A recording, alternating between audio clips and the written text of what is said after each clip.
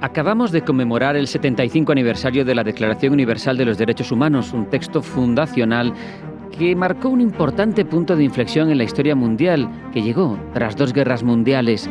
Es evidente que en su haber hay que apuntar un marco básico de respeto a la dignidad del ser humano. Pero se habla de los derechos humanos como si emanaran puros del cielo, cuando su construcción es histórica y además ideológica. Fueron enunciados en 1948 por el grupo de los vencedores de la Segunda Guerra Mundial en clara competencia con otras naciones.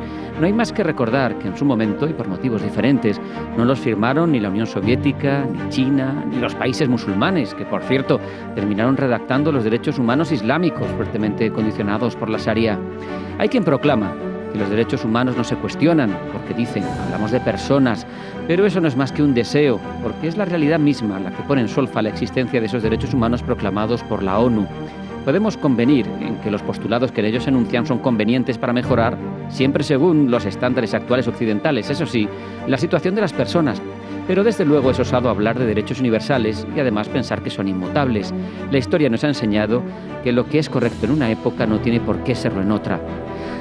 Los derechos humanos no son más que el catálogo de dogmas de nuestro tiempo, a pesar de que hablan de universalidad y de atemporalidad. Además mienten, y lo hacen nada más empezar. Los seres humanos nacen libres. ¿Qué más quisiéramos? Eso vuelve a ser una declaración de intenciones, un deseo, poco más. Lo primero que habría que preguntar es, ¿dónde están esos derechos? ¿Vienen en un código de barras o quizá en un QR con cada recién nacido? ¿Están tallados con letras de oro en las estrellas? ¿Son otorgados o revelados por alguna entidad sobrenatural? ¿Por qué son estos y no otros?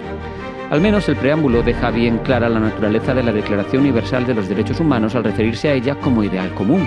Y es que los derechos humanos no son fijos y constantes, como si hubiesen sido dados in illo tempore y permaneciesen imperturbables ante el paso del tiempo.